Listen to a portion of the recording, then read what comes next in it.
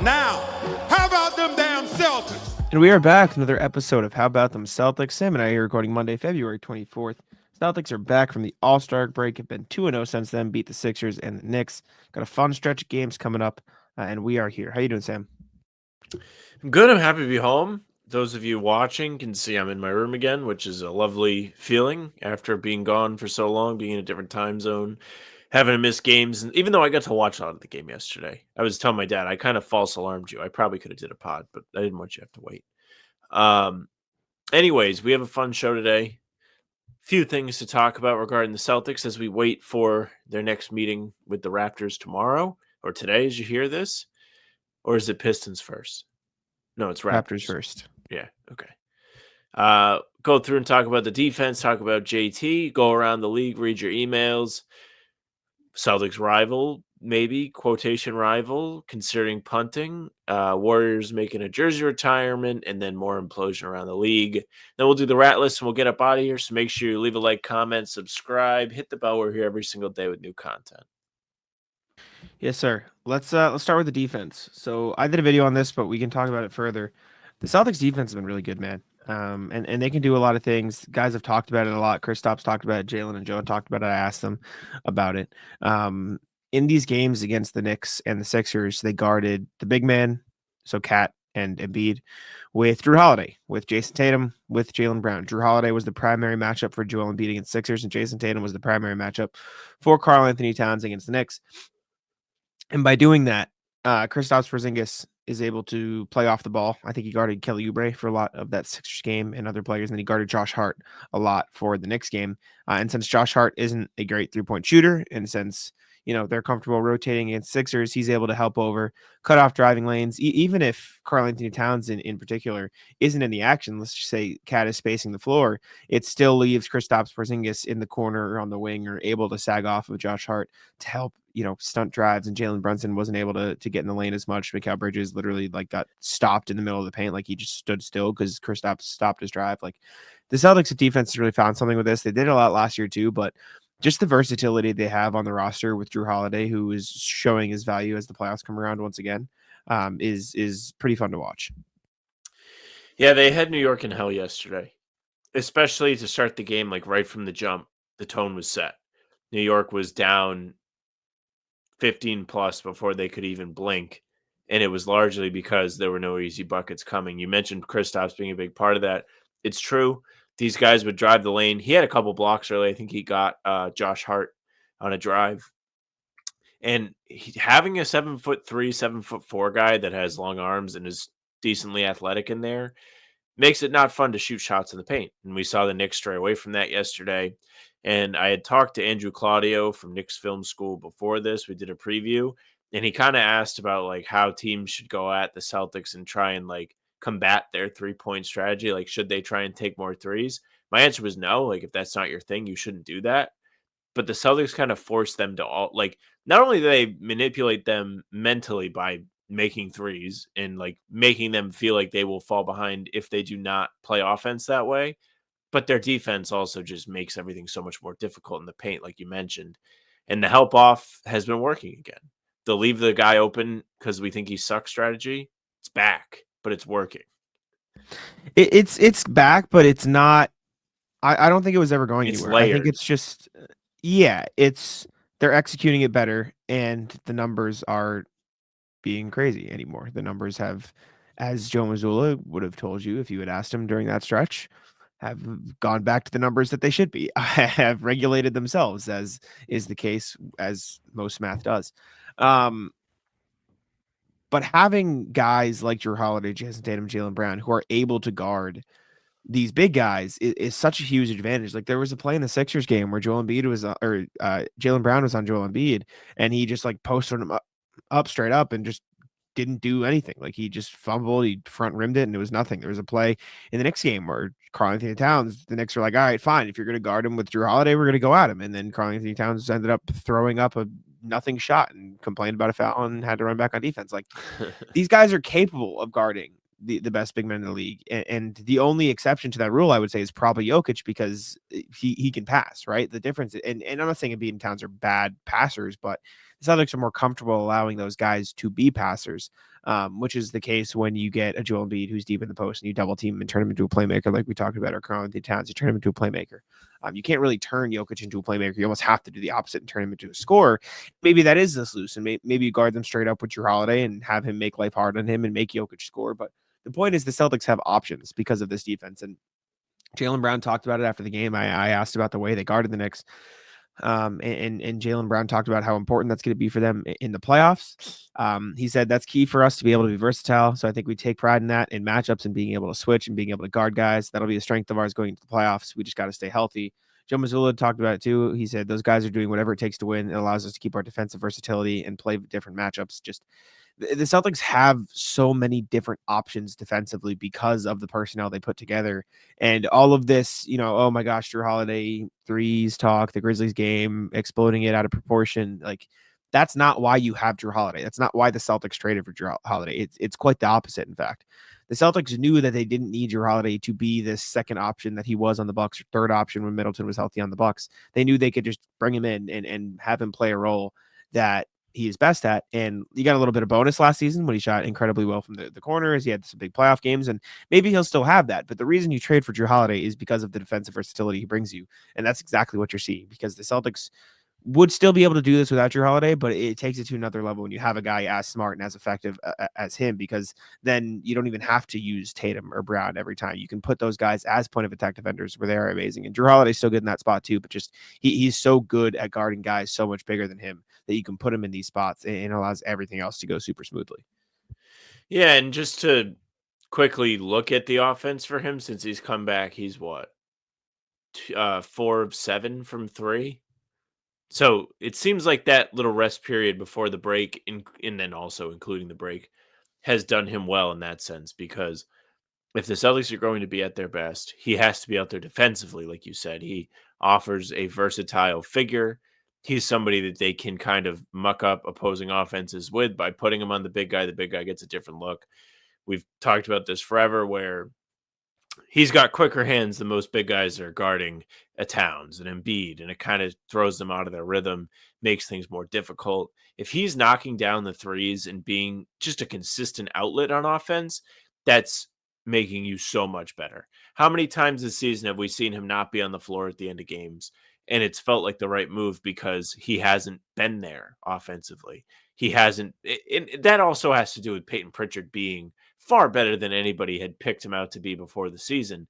But it's still given Mazzulla a decision to make where he feels like he's going to have to choose between offense or defense. But if Holiday's able to be the safety valve guy, much like Derek White is when he's at his best, then he doesn't even have to make that choice. He will get both offense and defense. Exactly. And I feel like people are starting to understand Jrue Holiday's value again, which is good to see. But as far as the the defense thing goes, I think it's starting to become more and more clear that two things are true. If you have somebody in your lineup who can't play defense, or if you have somebody in your lineup who can't shoot threes, you will not be able to beat the Celtics in a 7-game series. Because on one side, I'll use Darius Garland as an example, and anything can happen, right? Like the Heat are the prime example. Like if your guys shoot 20% over what they're expected to shoot or what they've shot for their whole career, anything can happen, right? So this is not me saying it's an impossibility, but like by and large, 80-90% of the time, this is what would happen, in my opinion. Darius Garland cannot play defense. He's not a good defender. He is a pick-onable defender, if you know what I'm saying. But he has to be in the Cavs closing lineup because he's one of their best offensive players. Same thing can be said for Donovan Mitchell. And those guys try. They're just too small, and they can't guard some of the Celtics' best players. The Celtics killer whale offense will go at those guys. Time and time again, they'll just bully them. And that's why the Cavs probably won't be favored in a series against the Celtics. The same thing goes for having non-shooters on the floor. Josh Hart can step up in the playoffs. It's a big reason they beat Philly. He stepped up big from 3, but he is not a good 3-point shooter. Like the Celtics are comfortable closing out late on him or letting him shoot. And against the Knicks on Sunday, he didn't even pretend. Like he just cut, and that ruins it even more. That ruins the spacing even more when he is cutting and not staying behind the 3-point line. If you have somebody like that, Kristaps Porzingis can just play off the ball and you will just lose. Like that is how it is. And I don't know how many teams around the league don't have either of those things on the roster. maybe 2, maybe the Thunder if Lou Dort is shooting the 3 well, and maybe the Nuggets if Jokic, they cover for him defending in space, and if Murray steps it up. Outside of that, you're kind of fucked. Like you just kind of lose. That's just kind of the lineup the Celtics built. The two-way offense defense lineup that they put together is just kind of that good. I feel like the defensive part of that, like the killer whale offense, is the more important hole that both Cleveland and New York have, right? Because we've seen the Celtics lose because an NBA player proves that he can make open shots. And again, this is not a black or white situation. There's gray area to this where the Celtics can play the favor playing off of player X as long as everybody rotates properly defense. But if you're playing against a Cavs or a New York and you can consistently exploit guys that they want to have on the floor, it does not feel like there is a fix to that. The NBA is not a place where you can get hot defensively as a guy who can't defend. You can get hot as a shooter who cannot shoot. You mentioned Josh Hart in the Philly series being that exactly. You're not going to see Darius Garland become an all NBA level defender for a series. It's not going to happen. You probably won't see it from Jalen Brunson. Cat all of a sudden isn't going to be able to guard the perimeter. Exploiting the weak points on defense is the most effective way to take advantage of mismatches and shortcomings on either side of the ball. It's the most reliable. It's the most consistent. Not to say that the way that they have been playing defense hasn't worked, because it has. I think you're starting to find a rhythm as a team. I think having everybody healthy helps that. You mentioned Jrue Holiday. He was a big part of what they did on defense last year, calling things out, telling guys where to be, just being an overall like a watcher, almost like how Batman watches over Gotham to make sure everyone's safe. It's Jrue making sure everyone's playing defense correctly. It works that way. I really, really feel good just about everybody in the Eastern Conference not being able to compete with Boston. Maybe we're on the Kool-Aid, but no, I did the video on this too. Like, it feels like the only team that has been able to make them tough is the Pacers, and that is because they have accepted the fact that they're dog shit on defense, and so they don't even try. Well, no, they try, but like that is not where they put their focus. Like the Knicks and the Cavs trying to beat the Celtics at their own game or trying to play defense or whatever. Like you got to run up the score if you want to beat the Celtics, and maybe that goes into what you said of like. Maybe I disagree then in that case of what you said. Like, no, you don't have to match your threes. Maybe you fucking do. Maybe you do have to outscore them because you're not going to stop them if you have defensive weak points. You just won't. Like, your only hope is to hope that the Celtics shit themselves and have a bad shooting game. That is your only hope. And that'll happen just by the numbers. But like in a 7-game series, you're fucked. In a 7-game series, yes. I was going to say we should think back about how they lost the game 2s against both Miami and Cleveland, where it was like the Celtics were taken out of their game. Like the way to beat the Celtics is not to be better than them at their own game. It's you have to find a way to get them out of their game. And you mentioned the 7-game series. It's not really possible for a 7-game series. It's very difficult to rely on like getting them to bite the bait for 4 games, like for 4 wins, right? I had another point. I forgot what it was. Oh, the Pacers. The Pacers is a great example because they don't try that. Like you mentioned it. We talked about it on the recent pod. These guys know they're good at getting out in transition, so they stick to that. They don't go away from what it regularly is that they do great to try and keep up with the Joneses and the Celtics. Like, no, we know we can get good baskets this way, so we're going to do that. And that's, credit to them. Hope nobody else notices. Yeah, man. I don't know. Like, I think they're and this, to be clear, this isn't me or Sam either. I'll speak for him saying it's impossible to beat the Celtics in a 7-game series. It is possible. Oh, it is. If you're, east of the Mississippi, it is. Sure. No, but even you mean west of the Mississippi? No, east. The what OKC is like in Denver maybe, or like the only teams I'm like, maybe I respect them enough to be like they could beat the Celtics in a series. Oh, I see. Eastern Conference, no. Okay, I said it is possible to beat the Celtics in a 7-game series. And I thought you said impossible. No, I said it is miscommunication by us. Sorry. I was like, what? It is possible. It is possible because anything can happen in a basketball game. And so by the numbers of life, anything can happen in 7 straight basketball games. You know what I'm saying? Like it is never impossible to beat any team in any series ever. Any team can theoretically win if Jayson Tatum, shoots like shit, or Derek White shoots like shit, or Jaylen Brown loses focus on defense for 4 games in a row. Like, it is theoretically possible, but by the math, if everything goes according to what the numbers have told us they will for the past X amount of months, Thunder, maybe Nuggets, then you lost me. Like that's kind of where I'm at this point. And the Cavs can make it hard because they've got a good lineup and they gel well. Pacers can make it hard because they run up the score. Knicks are nothing.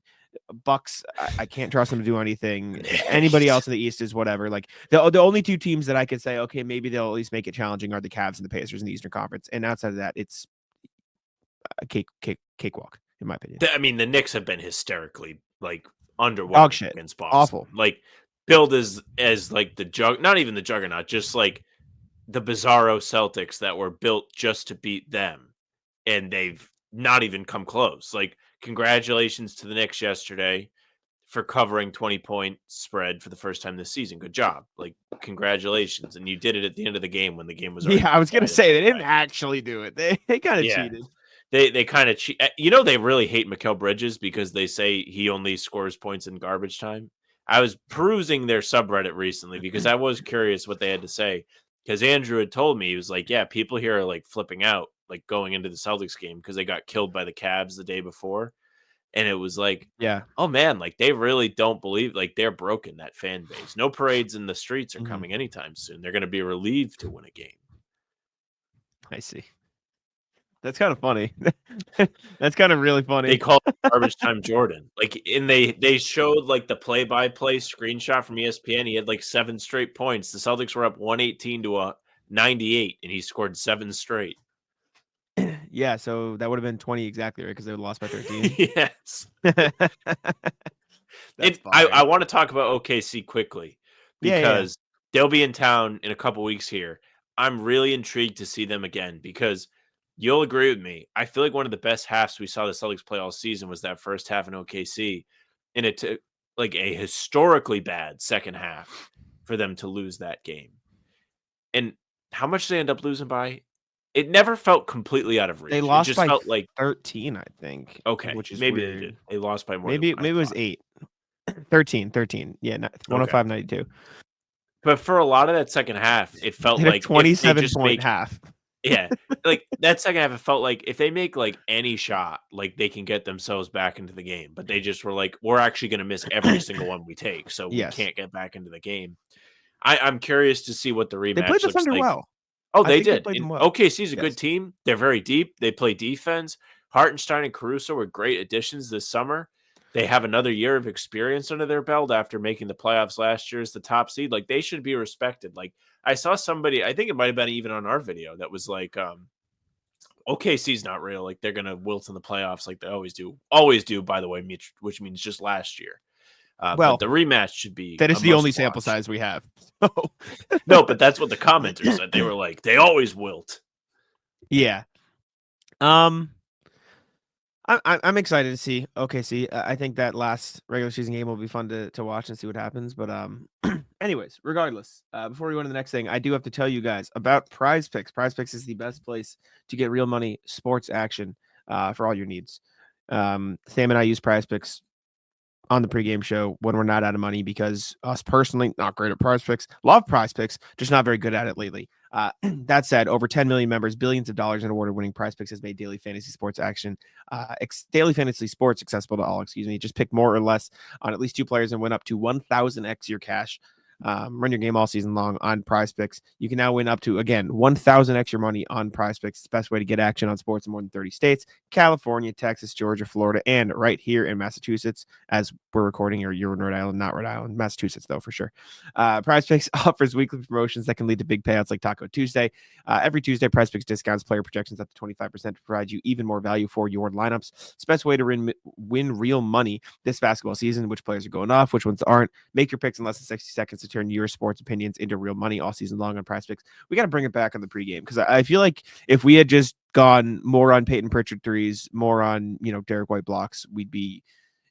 I feel like that's our next step. We got to stop thinking we just got to place the same one every game and play the math like Joe Mazzulla plays the math. Like, I feel like that's, you know what I'm saying? We need to never listen to the chat ever again.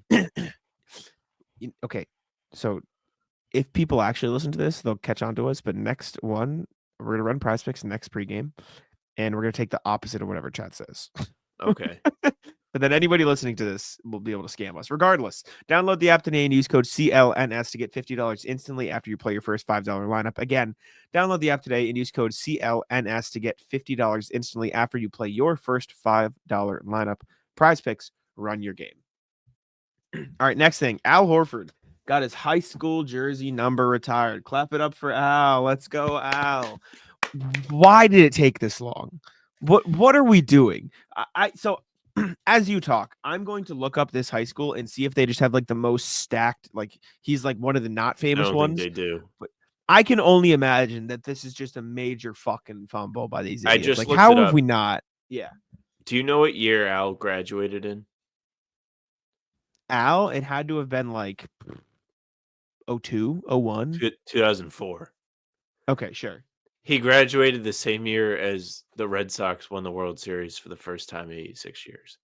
Yep. Can you imagine if the Red Sox had not recognized that team until now?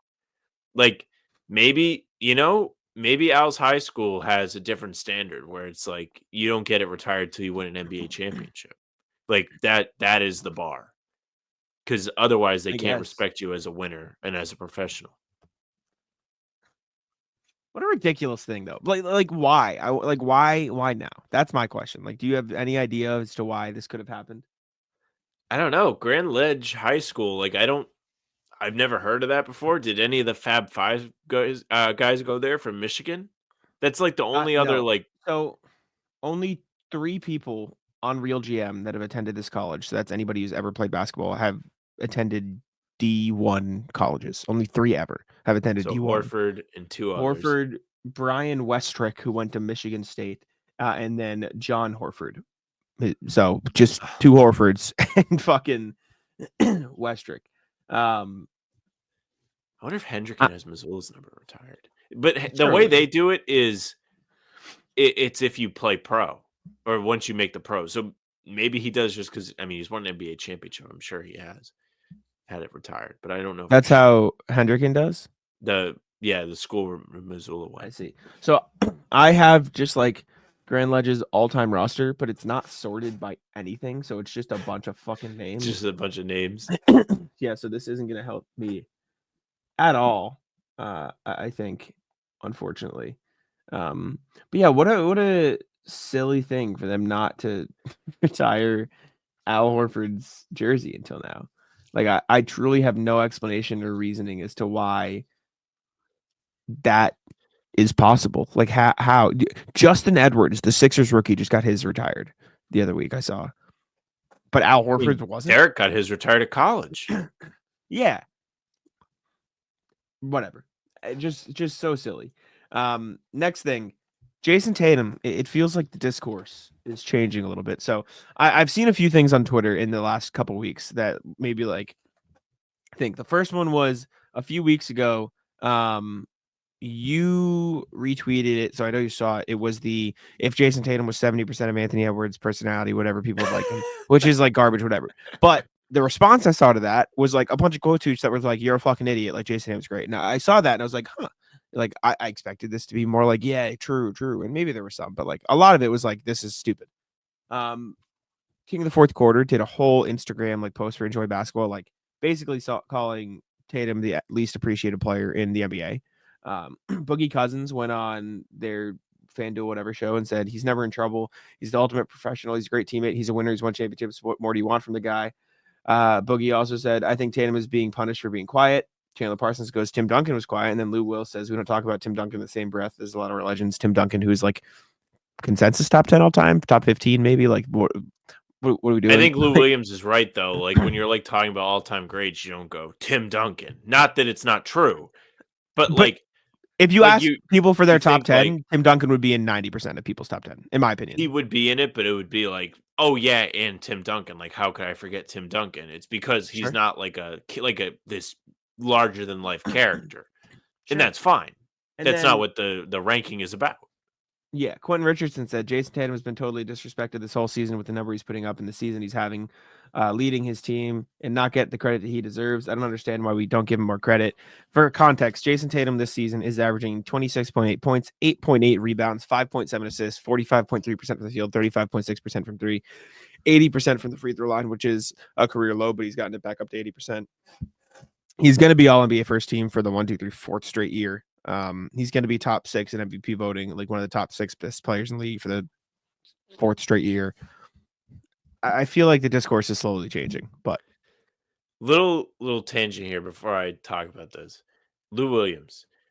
I went to Staples Center Crypto Arena on Friday for the Tyler the Creator concert, and I'm walking around the concourse, and they have this wall of like moments at the arena throughout, like, successful moments. So it's like Shaq and Kobe with the trophies, the Sparks with the WNBA championship, Stanley Cup for the LA Kings, and then there's just a picture of Lou Williams in a suit. And I realized that was Lou Williams winning the Sixth Man of the Year award, and that was the greatest achievement that the Clippers had in that building. I was so confused. I was like, not their Eastern Conference Finals berth. No, it was Lou Williams, and he had the award like this. And it was behind a pole when I first saw it. So I just saw Lou Williams, and I was like, why is Lou Williams on like their little like celebration wall? So that's my little Lou Williams story. That's so Jayson Tatum, who has done more than win the Sixth Man of the Year, is now starting to earn the respect of everybody. I think everyone's like starting to feel like it's a little bit too mainstream to make fun of and hate on Tatum. So now they're going the other way, and they're like, I'm different because I think he's cool and I like him. And like somebody like Quentin Richardson, didn't he just start on ESPN? So he's looking to make a little bit of noise over there. Not to say that the Tatum talk isn't justified, but it is funny starting to see it swing. Maybe it was the Anthony Edwards thing, just to return it back to what you'd said. And they were like, oh shit, like we need to stop saying Tatum is worse than Edwards because Edwards is actually like a scumbag. Like that's what it took when people were like, the guy did the tweet saying if Tatum was 70% of this personality, whatever, people would love him more. And then the news came out about whatever the latest baby mama thing Anthony Edwards has had. And it was like horrible. Yeah, be a piece of shit. Couldn't have been timed worse, the guy that tweeted that. Listen, man, Jayson Tatum, especially these last like 10, 15, whatever so games, has been playing like the best player on the planet. Like he's been absolutely incredible. Has been an amazing passer, rebounding the shit out of the ball, scoring well. Like the last 15 games, Tatum is averaging, let's see, I got to find him because it gets all skewed. Tatum is averaging, his efficiency actually not as good at the top, but 24 on 44-35 splits, but he's averaging 7.5 rebounds and 6.5 assists. And then last 10 games, like whatever you want to whittle it down to, he is just putting up closer to triple-double numbers. Yeah, 26 points, 45 from the field, 38 from 3, 8 rebounds, 7 assists on the last 10 games. Like he's literally doing everything. And then, oh yeah, guess what? He guarded Cat yesterday. Like he's taking on matchups on top of that. And even Kevin Garnett said it. Like Kevin Garnett came out and was like, I want Jayson Tatum to be a little bit better on these second and third, opportunities, like whatever. I think transition or whether it's getting a rebound or second shot, third shot defense, whatever. And there is some of that. And Tatum complains to the refs too much, and his transition defense hasn't been good. But like, it is so painfully clear that the entire Celtics offense and the entire Celtics team is this is Jayson Tatum. Everything else is revolving around Jayson Tatum, and you can see by the way people guard Jayson Tatum. That's a thing. Like people double and triple team Jayson Tatum. Like they would rather let Jaylen Brown, Derek White, Jrue Holiday, and Kristaps Porzingis beat them, and that should speak volumes as to how good Jayson Tatum is, because those are 4 all-star, all-NBA guys who they are willingly get to their spots because of Jayson Tatum's gravity. Yeah, the screenshots from the Knicks game on Sunday are like glaring. Everybody's paying attention to Tatum. Tatum has. It feels like Tatum's taken his game up to a new level this year. I feel like even more so in the recent stretch where they've been far better. And it has a lot to do with his fluidity and willingness to just do whatever the game requires him to do. Like yesterday wasn't this unbelievable offensive onslaught for Tatum. Yet he almost had his second straight triple-double, and he was once again the puppet master. I know you don't like the anomaly nickname, Puppet Master. We're pushing Puppet Master Jayson Tatum. Puppet 'Cause he has Master's fine. been that. I'm not Good even nickname. against the anomaly as an individual nickname. I'm against giving a nickname for the sake of a nickname. It needs to come natural. It needs to be created in a certain way, and that needs to be it. Also, this is a totally random tangent that has nothing to do with Jayson Tatum or anything we have talked about, but it just That's popped in my okay. head and I thought it was funny. Did you see the clip of Kristaps going, "Where my doggies at"?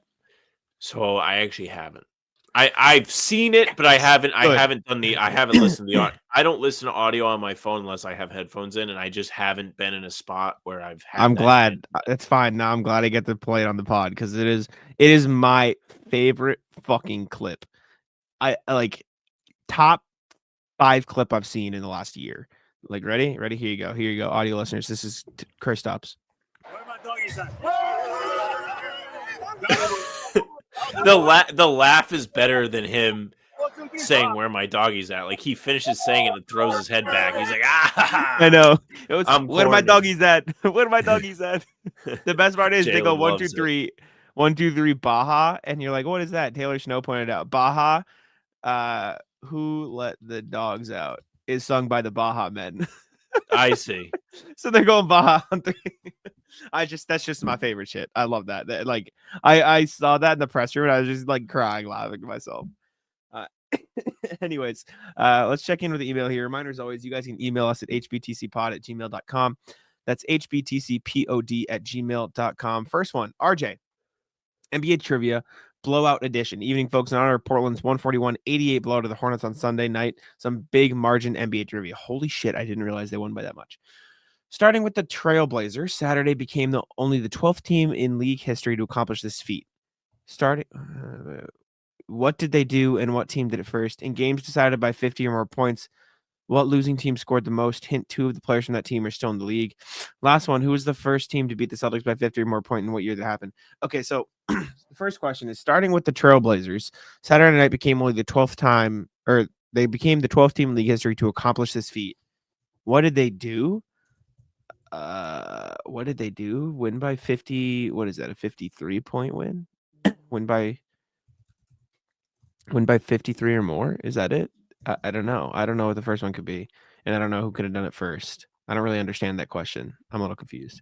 What Saturday? I don't get it. In this games decided by 50 or more points, what losing team scored the most? Hint, 2 of the players from that team are still in the league. I'll guess it was like LeBron's Cavs or something, and it's LeBron and something else, and they scored like 96 or like 93, like high 90, like mid 90s, and like somebody got 150 or something. And then who were the first team to beat the Celtics by 50 or more, and when did it happen? I'll say like the 90s when they were like real dog shit. I'm gonna guess OKC a couple years ago Oh, maybe. I feel like it because, had to have happened before or that. maybe it was the Cavs in that 2017 playoffs. In the 90s, the only reason why I hesitate to say then is because they were scoring fewer points. I suppose. I'll go the 90s Bulls anyways, just because I don't know. Jack, not to interrupt, you know Sam. what's really funny What? is like no more than 30 seconds after we finished talking about the Kristaps video, Bill Sy, Celtics blog, messages the Slack. What do the Celtics chant when they break huddle in this video? Literally, as Well, we just talked about Baja. now you can send them the answer. Yep, I did. Okay. It answers. Blazers won each quarter by double digits. Oh, first team to do this was the Syracuse Nationals, Christmas Day 1960. They beat the Knicks. Fuck yeah. Bonus fun fact: if Swede, no, really, that's his name, Halbrook had not missed one of his 3 throws, all 10 national players would have scored in double digits. That's crazy. 2008 Seattle Supersonics tallied 116 against the Denver Nuggets while losing by 52. The people still in the association, KT and Jeff Green. Holy shit. So they lost 168 to 116.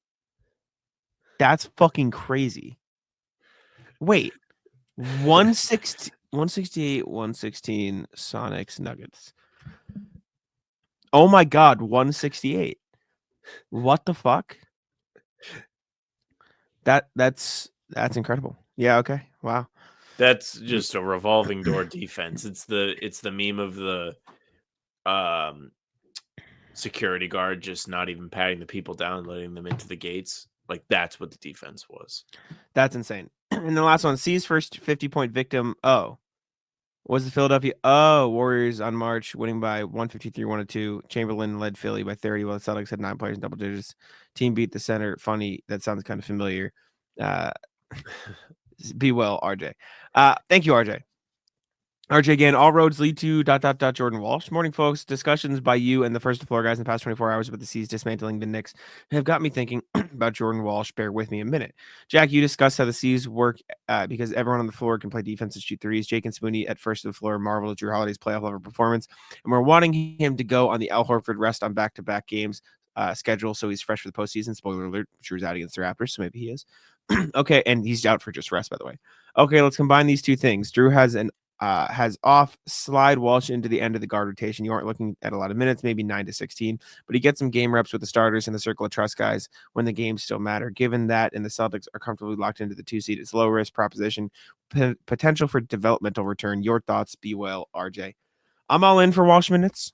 I don't think it'll happen much. Maybe you see it against this Raptors game when they have a bunch of guys out, but I think Mazzulla likes the guys he has and wants to keep them in rhythm as much as he can heading into the playoffs with the guys. And maybe I'm wrong, but maybe we'll see Walsh. I hope so. I like Walsh. Yeah, I feel like you make a good point with the rhythm, but we have the injury report for the Tuesday game against the Raptors, and Drew's out for rest. He's on the rest plan. So there could be a window for somebody like Walsh to get in there, but at the same time, I think they may favor giving Craig the run at this point because he's played pretty well when they've put him in the games, and like they did not trade for him, but like they brought him in not for nothing. They want to use him, and I'm sure Mazzulla would like to see what he has in him. So I feel like the extra minutes there will go to him. Yeah, I mean, that makes sense. Getting him integrated with some guys in case he has to play in the playoffs is pretty smart. So thank you, RJ. Last email from Paolo. Final standings predictions. Hi, guys. Checking every team's remaining schedule. I've come up with the following prediction of the first round playoffs. East, Cavs versus 8-seeded Magic. 2, Celtics versus Heat again. Sure. Knicks, Pistons at 3-6. Pacers, Bucks at 4-5. Out West, Thunder, Mavs at 1-8. Nuggets, Wolves at 2-7. Lakers, Rockets 3-6. Grizzlies, Warriors 4-5. What do you think? I like Thunder Mavs matchup if they're healthy. Also, potential Lakers Nuggets second round. Will Lakers try to avoid it this time, or will they feel confident after beating them? Ciao, Paulo. All of these are very, very, very, very fun matchups. I will say the Eastern Conference having 3 of the 4 matchups be the exact same as last year's first round would be funny. Yeah, it would be a little bit funny. Shout out to the Pistons for mucking that up. I can't wait to see the Pistons in the playoffs. It feels like it's almost, I don't want to say guaranteed, but it's getting there. It's getting close. They're starting to feel pretty locked into that 6th spot, which would be really great. I think it'll be good for them to get in. I think this is, what are they on the first 6-game win streak since the last 10 years? Over the last 10 years, they haven't won 6 games in over 10 years in a row. Yeah. So yeah. Might be ever? No, the Pistons have definitely won. Oh, sorry. You're right. In like the last decade, you're right. Yeah. Obviously, that's a stupid thing to say. Yes. Out West, I think you're going to see a lot of interesting stuff. Like Thunder Mavs would be pretty interesting, to be honest with you. If Dallas gets healthy, they are a team that could compete. And I think with your prediction, that is part of why they end up where they're at. That lower Western Conference is a bloodbath right now.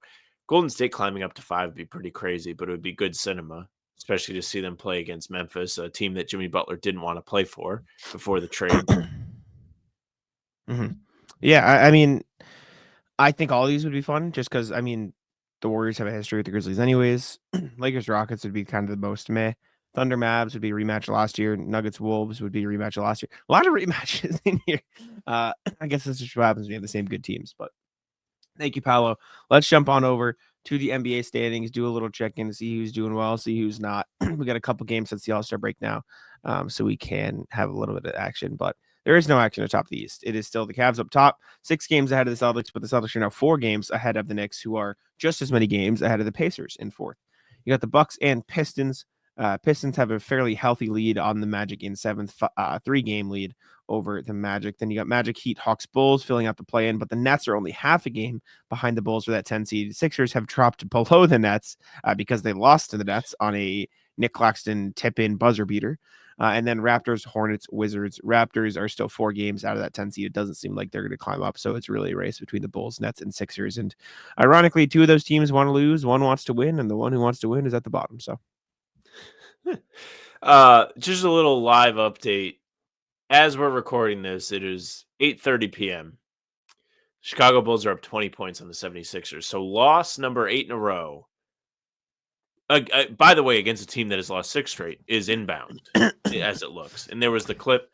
I don't know if you want to pull it up on the show, Jack. The clip of Isaiah Roddy taking the corner 3, or David Roddy taking the corner 3, and it just drills the dude on the Sixers in the face because he airballed it. I sent it to the Roundtable Twitter if you want to pull it up. If not, those of you listening, it's out there. It's a good clip. I'll pull it up. One sec. It's a good example of how things have gone for Philly. It's kind of crazy just as you pull it up. The Celtics have gone 9-1 in their last 10, and they have gained no fucking ground. Yeah, I mean, the Cavs are just that good. Here we go. David Roddy shoot, and he just Headshot. HBTC legend down there just got nailed in the face. Very tough. Very I'm testing you. Dembona. Dembona. I wasn't sure if you knew who it was. Tough. Western Conference standings. OKC locks up the 1 seed. 9.5 games above the Grizzlies and the Nuggets, both of whom are 37-20. Lakers in 4th, tied with the Rockets at 11.5 games back. Clippers a little further back of them at 15 games back. Timberwolves, Mavs, both 16 games back, tied at 31-27. Then you got the Warriors, who have jumped all the way back up thanks to the Jimmy trade. They've won 3 in a row, 6-4 in their last 10. Kings are still floating in there. Suns are out, and then the Spurs are probably going to just end up falling because Wemby's out. But then the Blazers, Jazz, Pelicans are rounding at the bottom. The Blazers aren't going to make the play-in, but they are a lot better than I think a lot of people thought they would be. Yeah, I mean, here we are, man. Just an absolute fucking bloodbath, and you have teams overachieving, and it is, 3 games between 10 and 6 right now? At least those top 5 can feel like they've kind of solidified themselves as playoff teams. The Clippers are looped in with the other 5, and we're going to see a lot over the next couple months. The Clippers, by the way, are playing the Pistons right now, and they are currently tied in the 3rd quarter. So they could very well be even closer to Minnesota, who is playing against OKC tonight by the time you're listening to this. Good luck to them. Good luck to Dallas, man. They just can't catch a break. They play the Lakers today or tomorrow in LA. I think tomorrow. I don't know. So you get the Luka revenge game, which would be a fun one to pay attention to on Twitter. Tomorrow at 10. So, yeah, it'll be fun. It'll be very fun. I'm more excited for Luka to go back to Dallas. But anyways, thank you, NBA standings. Joel Embiid is considering options as he weighs the potential end to his season. Shams tweeted it. So the Sixers and Embiid are consulting doctors and considering alternative options on his injured knee. Sides have hoped for progress in Embiid's body, but his efforts to play in current treatments, including injections, have not provided any improvement. He did not play against the Bulls as the Sixers consult with doctors and collaborate with specialists after he completed new imaging today. Listen, man, we can sit here and laugh at the Sixers all we want, and it's funny. It's whatever. Their season has gone to shit. It just sucks that Embiid's body is like breaking before our eyes. Like all of this, like he could never get healthy. He wasn't healthy when he started his career, and now that the career is probably coming to a close in the next few years here, his body is just giving out on him. You know, Joel's only 9 months late on this. he should have seeked other options after the playoff series where he could barely get up and down the court against the Knicks, and he looked like he was going through hell to try and compete, which they did. He competed very well in that series and did a great job considering what he was dealing with, instead of playing the Olympics and then wasting away the entire season for Philly. Now, this is the correct move at this point, too, because they have no reason to try and compete. They should absolutely punt the season and hope they do well in the lottery. But I can't believe the way they've handled this. It's been a disaster. They rushed him back, and he wasn't ready, and it set him back again. He's still dealing with and like you said, Jack, he'll probably never be back to healthy. He never was healthy. He probably never will be healthy. They're stuck paying him. They're stuck paying Paul George. Good luck. They better hope they get a great draft pick this year, because other than that, I think they're really, really boxed into a corner with this. Yeah. Listen, I get the Olympics thing. Like, he probably shouldn't have played. He should have just taken the summer to get healthy. At the same time, like, you get a chance to do a once in a lifetime thing. Like, winning a gold medal at the Olympics is like a crazy achievement that so few people on this planet will ever get a chance at attempting, let alone succeeding. So, like, as much as he probably shouldn't have played, he should have done whatever. He was going to be playing basketball anyways. He was going to be practicing. He was going to be, getting reps. He was going to be whatever, right? I understand why he wanted to play, and I understand why he did play. That is an experience that he will probably never get the chance to do again unless he decides to do it next time around, which at this rate he probably won't get the chance to do. So I understand why he did it. At the end of the day, like, it just comes down to it that his body is not built and not, sustainable enough to withstand the pressure that playing the sport at this high of a level puts on it. And that sucks, because when he is healthy and when he is playing, he is one of the best players on the planet. Like, bar none, absolutely incredible. The last season that he was close to fully healthy, when he won MVP and played 66 games, he averaged 33, 10, and 4. Like, he is an incredible basketball player. He just cannot stay healthy. He cannot stay healthy. And this isn't like all Celtics fans are gonna be like, oh, he can't win in the playoffs either. Whatever, right? He's not had but playoffs. that's part of he's not healthy by that It's time. also besides the point. The point is, it fucking sucks that his body is just not built to allow him to play the sport that he is so good at. There's also part of this where he's also one of the most dishonorable players in the league. Not that that counts towards any stats, but I mean, that game on Thursday was egregious, some of the stuff we were seeing from him. So that was worse than it's been in the past. I wonder. I agree. I wonder if any of that is like his knee was just like genuinely giving out on him. Because like a couple of those flops looked like, oh my God, I cannot support my weight for another second. You know what I'm saying? Like a couple of those were more than he normally flails around. And that's saying a lot possible for him. I think it could be a factor in some of that. And it also could be a factor in the decision making rather than try and get a real bucket to, grift and get himself to the free throw line for some Embiid throws. He's not right. He's not well. Like you can see it. And they need to shut him down. That's the point of this. Like, he shouldn't have even played this year with how long, like by the time he even came back, they were dead. Like, think about it that way. Yes. He came back, they were what? 3-8, if that? I think it was worse. They were even worse to start the year. So, like, you were already fighting an uphill battle from the jump. By the way, now they are down 24 points as I look again. They are not going to win today. 2-12. Okay, so I gave them too much credit. Yep. They should have really, maybe they were panicked because they went and brought he played Paul in 4 George, of those games. Okay. Well, they went and got Paul George, who's been a massive hit with Philly, and they love him there. So now they got to worry about both those guys. Maxey is fantastic. He's excellent. Maxey's great. Maxey's really, really good. But yeah, it sucks that Embiid is hurt. And, it's good that the Knicks have taken on the Sixers role, though, because now they're the little brother team that the Celtics have. Yeah. They are the new Sixers. Mm-hmm. Indeed. Next thing, the Warriors retired Andre Iguodala's number 9 will no longer be worn by any Warrior ever. One-time Finals MVP. As funny as that is. 4-time champion. Very cool that they did this for him. Very well deserved. Probably one of the most important role players in any championship team in a long time. So cool that the Warriors did this for Iggy. Shout out to Max Kellerman. I want Iguodala. Shout out to Max. Everybody was stunned silent. First Take Studio.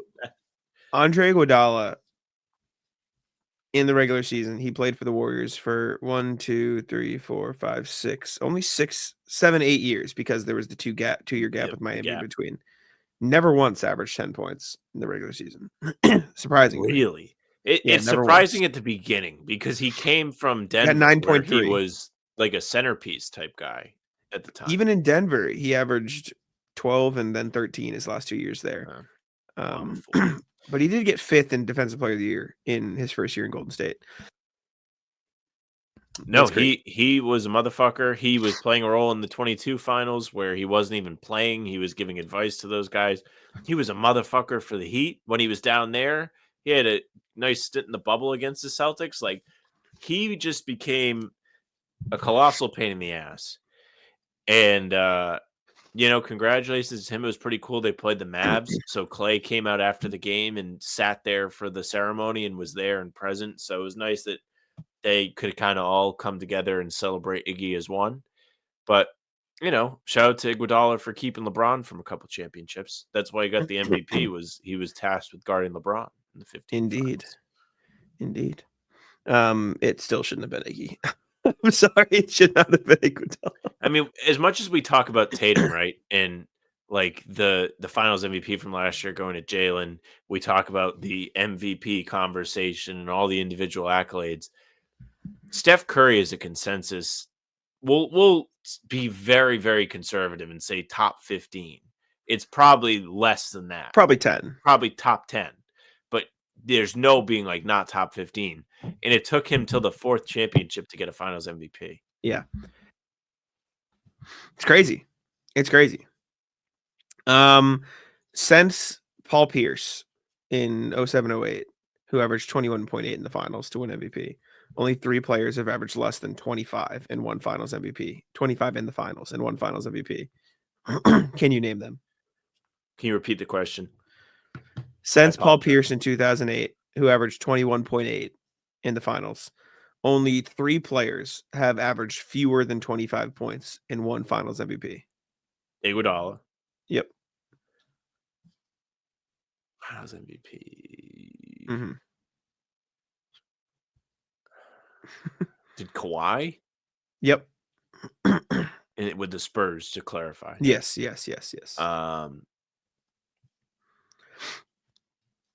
Was it Jalen?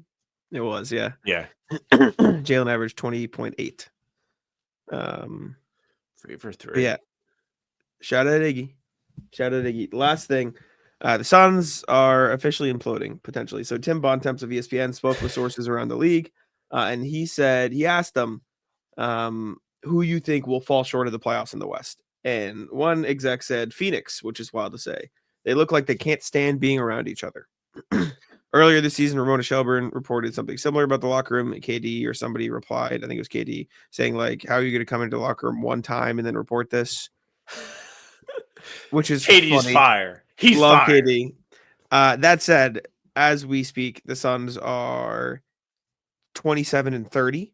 They're 1.5 games out of the 10 seed. They're 19.5 games back to Sacramento's 18, and they are 4.5 games back at the 6th seed. So, and 2-8 in their last 10. Not looking good for the Suns right now. Suns are up the creek without a paddle. They're all but confirmed to be trading Kevin Durant this summer, so that whole thing seems to be over with. They're in a very strange spot where they made the finals 4 years ago and then somehow never made any sort of playoff run after that. Like, Luka essentially killed them in that second round series when they had won 60 games that year.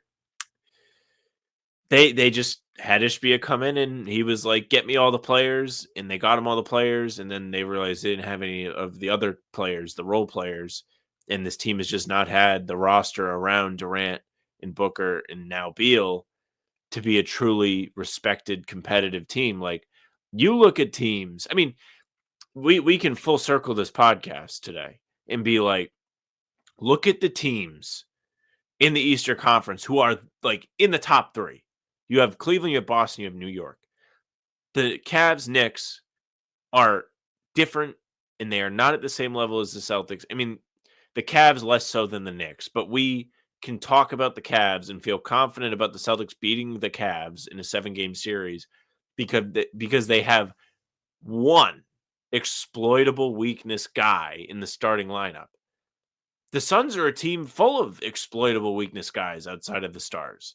They don't have elite role players. Elite role players are what moves the needle in today's MVP, NBA, because you've shifted from having to have a big three like 10 years ago, like that was the whole craze, to now there's so many great players in the league. Every team can like market that they have a big three. It's about the other guys. It's about the guys who are the safety valves, the guys who are the pressure relievers on the Stars. And Phoenix has fucking nobody. They have nobody. This is true. They're in a rough spot, man. They might miss the playoffs, and then KD. Even bet to he expand on leaves. KD, how many places can he get traded to where it's not going to be a similar story? Not that it can't be that many. I was talking to who was I talking to? Where they were like, I bet he goes to the Heat. Okay, so if he gets traded to the Heat, they have a lot of the pieces that they got from the Warriors that they could trade. So they wouldn't exactly have to gut everything. They would have like long term, like long game traded Jimmy for KD essentially, Yeah. which I suppose does work. That one doesn't exactly fit. And if there is anybody who can find, identify, and get the most out of the role players you're talking about, they're gonna 3D print their next Heat inbred Heat culture Yeah. guy. Yes, exactly. I like the Rockets. I don't know if he'd go there or if that would work. I like the Wolves because we heard that at the deadline. Like, I think there are places. It's the just Wolves do make sense. I also like the Mavericks, ironically, even though I don't think there's any way there would be a lot to get to that salary. Maybe in the summer. Anyways, Rat List, Sam, what do you got for me? Rat List is the train today, or not the train, the Silver Line. So I flew into Boston today. I landed at 4 p.m. The train that was going to Rhode Island left South Station at 4:52. I got the Silver Line at 4:25. I had to check my bag at the gate in Los Angeles because they said there wasn't enough space. They lied. They lied. I went on the plane and boarded, and I saw that there were plenty of overhead spaces open for my bag. Also, shout out to the agent at the gate. This is also on me, but so my luggage, if you pull like the roller handle all the way up, you can't put it back down.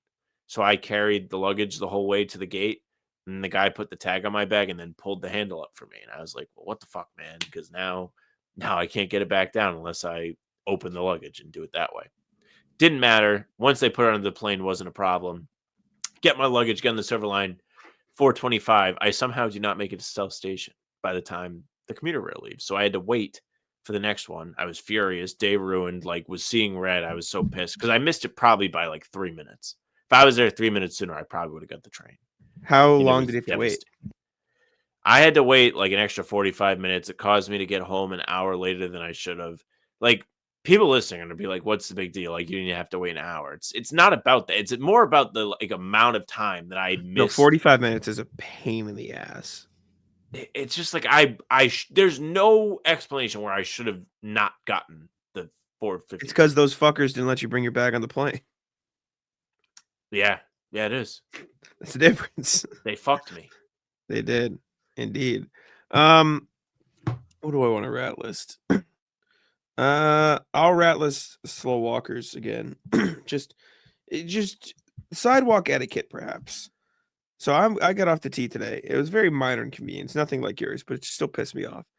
I've got 3 bags of groceries in my hands. Like, I just went shopping, took the tee back because it was heavy and I didn't want to carry it all the way back. I'm like, all right, lugging this shit, including a container of brisk.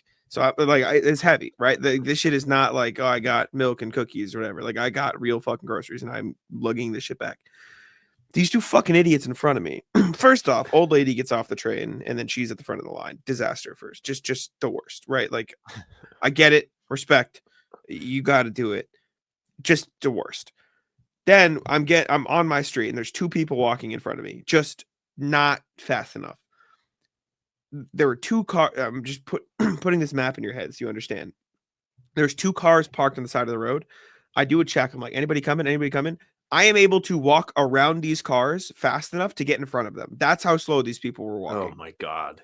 I'm so pissed off. And I was like, maybe a football field's length away from my apartment. Like I was less than that, like 50-yard line, not 50 yards from my apartment, not far at all. And I was so mad that I had to walk that. So I was like, fuck you. I'm going around you. Like, fuck. Another one, I'm walking to the grocery store. I walked there because I didn't have anything in the bags. It was fine. It's like a 15-minute walk, maybe 20, no, 15, right? I'm walking out of a side street. This girl walks in front of me and walking a little bit too slow where I have to slow down my pace because I see that she has a Trader Joe's bag. So she's obviously going to the same exact fucking place that I am. Oh, This was no. 5 minutes into my walk. I'm like, I'm just fucked the rest of this stupid. It's just a terrible walking day of people getting in my way where I couldn't do what I wanted to do. Because like, I don't want to creepily pass this girl on the sidewalk who's walking perfectly in the middle of the sidewalk, by the way. Just Walking directly in the awareness. middle of the sidewalk is criminal. You do have to be now. Like, this is not to say that there is no plight of being a woman, but as a man, you do have to be very conscious of like. I if don't you're want to be going creepy. alarm Exactly. people. I didn't want to be weird. So I just slowed down and I just walked slower and I bit the bullet. Being alarmed is not for, no good reason. Like, they have very good reason to be I get cautious. it. No, I 100% get it. That's why I was aware and slowed down. It doesn't change the fact that I was pissed off about it. It was funny last night. I was in the elevator of my hotel. I get in and it goes down one floor and this woman gets in. So I get in on the left side of the elevator. So I'm on the left side of the elevator. She comes from the left, like in the hallway from the left. So she does not see me. She's on her phone. She steps in the doorway and looks up and sees me there. And she was terrified for a half second. We laughed about it. It was cool. But you randomly will just get terrified at times. Yep. It will happen. Yeah, it happens. Ratless to the people on Twitter saying that 6:45 a.m. was too early for Jersey Mike's today. So I got my flight home this morning. My departure was at 7:55 from Los Angeles Pacific time, and couple aisles down from my gate is a lovely Jersey Mike's. Of course, I got a number 7 Mike's Way with pickles for breakfast today. Who wouldn't? And, I do appreciate those on Twitter that gave me props for it. But anybody that was like, I can't believe you're eating. A lot of people were even surprised that I would do it at 9:45 a.m., which was the Eastern time of when I had the sandwich. Which, by the way, when I go out west, I try not to take myself off of Eastern time. I try and think of Eastern time as easily as possible. So when I come back, I'm not fucked. Excellent sandwich. Great way to start the day. It is weird going to Jersey Mike's when they don't know me, because I go to my regular one from work. Now, I don't expect everyone to know me, but it's a little strange when like they're not excited to see me. I agree with the people on Twitter. I am on their side. Eating deli meat sandwich at before 10 or before 7 in your case. It was fine. That's a technical fact. I only do it because there are only so many chances you get to do that, and I'm like, I have to do it. Was there anybody else at the Jersey Mike's in the airport? Yeah, it was busy. Ordering deli meat subs or ordering breakfast sandwiches. The girl I was working with got one this morning. First time ever having Jersey Mike's, she got it. And they did offer breakfast sandwiches. What she elected to get the Italian. What did she think? She loved it. Fuck yeah. Jersey Mike's great. Just that timing is criminal. Ratless the grocery store for not having iceberg lettuce. It's just a random thing that pissed me off that it doesn't matter at all. I just got romaine. It was fine, but it was just like what the fuck? What are we doing? What else did that was like all I did today. So that is my only like Ratless reference point that I have. Anti-Ratless. So I came back from hell. Yeah. No, it was a pretty like normal, fine grocery trip. I got a lot of shit. It was nice. Anti-Ratless. So I got home from the game yesterday at like 5:50 or like 6. It was great. It was sick. I will say 1 p.m. game is great for just getting home at 6:15. I was like done for the day. Whatever. Hour, yep. It's beautiful. I got McDonald's for dinner. I stopped there. I got my roommates the Shamrock Oreo. Yes. No, I got the Shamrock Oreo McFlurries. Okay. Very yummy. I got some for my roommates too. One of my roommates doesn't like mint, didn't like it. Other one just didn't fuck with it. So me and my roommate Ryan enjoyed them, and Brian appreciated it too. Mike just doesn't like mint, but it's fine. Regardless, I sit down, and what they had been doing was they went 1, 2, 3 in order, and they picked random shitty reality TV shows to watch for fun. And what Mike had picked was Naked Dating, which is Love Island. Are you familiar with Love Island? Yeah. But they're naked. There's too many of these shows. Now, you might think, Sam, oh, that's interesting. They just must blur everything. No. No blur. I walk in and I'm just like, wow, it's just dicks and shit in my face. What, like, this crazy? What are you guys doing out here? Sounds like a different genre of media. It's crazy. But the anti-rallies I want to do is they then handed me the remote and they go, okay, it's your turn. And so I picked a show called Extracted. Fire. So good. So the whole point is there's 12 families. So it's 12 groups of 3. And one of the 3 are plopped in the middle of the Canadian wilderness with nothing. Maybe like a couple rations just to get them through the first night.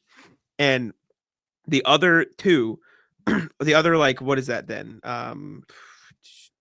24 people. So like the 12 pairs of 2 are in another location base camp. And they compete in challenges. They can send survival kits to them for whatever. Like they do challenges and they get to like send them supplies. And the only way and they're competing for like 250K, right? The only way the people can leave is the people who are at the base camp, like their other 2 partners, can extract them. Like they can press a giant red button and say extract them.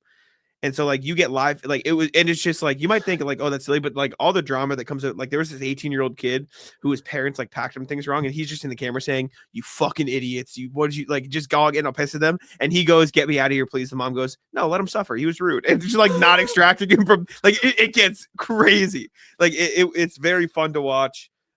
We had a good time. I like the spite. Yes, literally. Episode 3 comes out very soon. So we're very excited. But that was our fun show that we found, and we're kind of thrilled because it was actually kind of entertaining. You did mention mint flavored dessert beverages, so I do have to talk about this. Okay. Apparently, I wasn't going to talk about it on the show, but I'll talk about it on the show. Apparently, Wendy's is offering Thin Mint Frosties. Sounds fire. My coworkers and I, after we finished our work yesterday, go to dinner. Dinner, by the way, awful. Like, took forever. Food took forever. Food wasn't that good. Like, that kind of experience. So we had talked about the Frosties, and everyone was like, what if we went and got Frosties? Like, there's a Wendy's probably like 3-4 blocks from where we were at. So we go to it. Jack, have you ever been to downtown Los Angeles? No, I've never been to LA.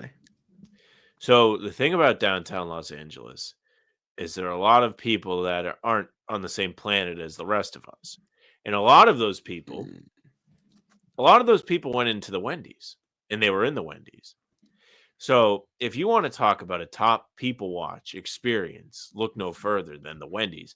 I'll share some highlights. Now, I will first and foremost say I am a prick asshole. I love to make fun of people. I don't like to laugh at people in their face. I think that's very mean. Truthfully, I think it's very mean. So it was like watching a YouTube try not to laugh, but if it was virtual reality, but it was actually reality. Like, sure. It was a challenge, and it doesn't help when everybody else is like giggling.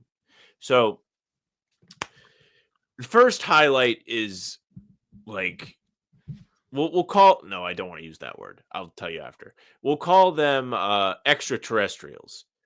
Extraterrestrial, not on the same planet as us. Number 1 goes up to the Wendy's freestyle soda machine, is like oafed all over it, and like gets his drink. Oafed? He's like, oh, sure. It, whatever. Gets his drink. Pedestrian number 1 says to the worker, hey, you might want to sanitize this machine. I'm not trying to judge him, but you should sanitize the soda machine because this guy used the soda machine. So then the Wendy's worker comes out and sprays fucking chemicals where the soda would come out of the machine. So probably 5 minutes pass. In this span, you have man wearing Crocs with his fucking feet out. This guy, extraterrestrial number 2, comes clomping in, like stomping in like a dinosaur. He snaps out of his trance and turns to us and apologizes for being so noisy coming into the restaurant, and then proceeds to stomp to the register and ask for a water cup, and they give him the water cup, and then he fumbles all over the soda machine again. So 5 minutes after the guy is sprayed chemicals into the soda nozzle, second contaminant has entered the field and it erased all of the work that was done. By the way, we entered and like they don't have like you don't order with the cashiers, you order at a kiosk screen thing. Ours must have fucked up because we were in there for 20 minutes and we just elected to leave. We couldn't handle didn't even the get your shit. shit? We didn't get our shit. We paid. You didn't like go up and ask them? So what happened was the person that ordered accidentally hit like pay cash. So we didn't even pay for it yet. We were going to pay when we picked it up. So we were like, let's just leave. Like it did not feel like our things were coming out. We didn't want to go pay before they started making it. No, I don't think so. It said pay at pickup. I feel like you had to pay before you. Regardless, that's not the point. Okay, the point is, I got a fucking free trip to the circus by going to Wendy's in Los Angeles. There you go. It's a fun day. And me and my 3 coworkers are bonded forever through that experience. Love that. I almost got like I don't know what these guys were. I think they were like there were 2 guys that had like tie shirt jackets on, and I was listening to my music walking to the grocery store, and they go, "Excuse me," and I go, "Hey," they're like, "Hey," I was like, "Hey," and they were like, "Can you stop?" I was like, "No, no, will not stop." They were like, I don't know what they were trying to sell me, but they were trying to get my ass, and I was like, no, goodbye. I just had to keep pushing forward, man. Ratless. This other guy tried to stop me in the Oh, crosswalk when a car was coming. I was like, bro, I literally cannot stop right now. Like, you gotta go. Those that are not on the same planet as us in Los Angeles are on like truly in a galaxy far, far away. I had my man spinning in an intersection. I saw when I was out for my morning walk on Sunday, just out there like, wow, not wearing a shirt, ass out, just going crazy out there in the middle of the intersection. Ratless is getting starstruck. So I went to the concert on Friday and I'm walking around the crypto arena as I do when I go to like places that aren't the Garden because I've just never been. And I'm like, oh, like let me look around and see what they have in here. Like, if there are any interesting murals that might have Lou Williams snuck in with the rest of the people that have had success in this building. And I happened to be kind of hungry. Like, I had a late lunch, but I was like, I should probably eat again, but I don't know what I want to eat. So I'm like kind of like eyeing the concessions. And as I walk by the concessions, there's like these little I like almost like a countertop against one of the pillars where you can like stand and eat. And standing there, who I did not notice was Tim Robinson of I Think You Should Leave. I just walked right past him and I was like, holy shit. So I did another lap and I texted Jack immediately because we had just talked about him during whatever we had recorded, or like it might have been after we finished. Like it somehow came up, I Think You Should Leave. And I was like, you won't get, like, I literally just saw him. So I do another lap. I see him again. I didn't want to bother him for a picture, but I wish I did. But I'm glad I didn't, because I don't know how to handle that. Like I saw Keenan Thompson at Foxwoods like last year and didn't ask him for a picture because I didn't want to bother. I don't know what the procedure. Yeah, I don't like to bother people either. It's like, I don't know how many people I would like willingly stop to ask for a picture. Like how many people out there I would care enough to That's ask the for a problem. picture. And then the ones you care about, you really don't want to upset. Exactly. I don't know. I think there's like a short list. Like most of them are like the YouTubers I watch a lot because I watch them every day, and they're like they feel like more like real people, if that makes sense. No, so it definitely does. Like they're self-made, like they had to grind. Their success outside of is probably that, a little surreal to them. I would stop Noah Khan for a picture. That's about it. In the right setting. Yeah, but well, that's the thing. Like Tim Robinson had like a woman with him. I wasn't gonna. Having a chat. Exactly. That's a tough spot too. But anyways, you got anything else? No, that's it. That's it. All right, we can get out of here. Appreciate y'all for tuning in. Make sure to leave a like, subscribe to How About Them Celtics, and I'll let Sam wrap it up.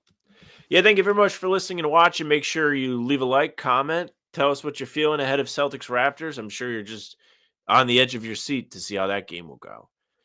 You can also hit the bell and subscribe because we're here every single day with new content. Full pods drop Tuesday, Thursday, Sunday. Game recaps drop the morning after each game. And other videos are on the channel in between to keep you up to date with all things Celtics.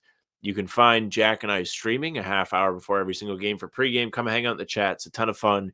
Really good group that comes out to watch, and we really enjoy those shows. So definitely be there. You can find us on Spotify and Apple too. All pods and recaps are up there. So if you just want the audio versions, go ahead, follow. They'll go right to your feed. I was trying to figure out if you were frozen or not because my Wi-Fi thing was not down to Yes, 3 sir. of the 4, but down to 2 of the 4. But it wasn't on my StreamYard screen. You can also email us, hbtcpod@gmail.com. We're reading your emails every pod. You saw us read them today, so get in. hbtcpod@gmail.com. Our socials are at How About Them C's for Twitter, Instagram, and TikTok. Facebook's the name of the podcast. All streams are there. They're on YouTube. They're on Twitter. Jack's Twitter is Jackson NBA. His TikTok is at Jackson NBA. Mine, my Twitter is at Sam Frank. That's it for us. Tic-tac-toe.